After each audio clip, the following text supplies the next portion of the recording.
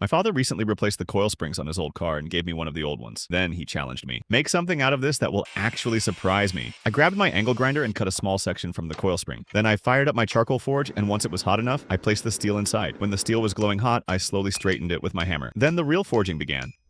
I flattened the steel down to approximately 4 millimeters thick. As always, I do all of this by hand with my hammer.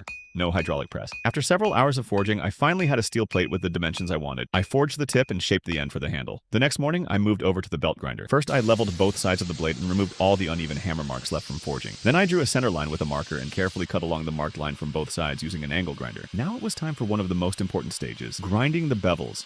Since I was making a dagger-style blade, I had to grind 4 separate bevels instead of 2. This required a lot of patience because all 4 bevels needed to be as even and symmetrical as possible. After spending a long time at the belt grinder, I finally finished the bevels and sanded all 4 sides to 150 grit. Then I fired up my charcoal forge once again. I heated the blade to approximately 800 degrees Celsius and quickly quenched it in oil. The steel was now hardened and much stronger. Next, I continued sanding the blade, this time working my way up to 800 grit. After that, I found a small threaded rod about 5 centimeters long and welded it onto the end of the dagger's tang. I cleaned up the welded area on the belt grinder until everything was smooth. For the handle, I selected a solid piece of hardwood. I marked it to size, cut it, and drilled a hole directly through the center. Then I made a simple steel bolster for the dagger along with a steel end piece that would be secured using the threaded rod I had welded earlier. I assembled all the parts and started shaping the wooden handle on the belt grinder. Once I reached the shape and dimensions I wanted, it was time to finish everything by hand. I sanded the wood to 220 grit. Then I lightly burned the surface with a torch to give the wood a beautiful, dark finish. After that, I applied a special wood oil to protect the handle from moisture. For the final touch, I replaced the simple fastener at the end of the handle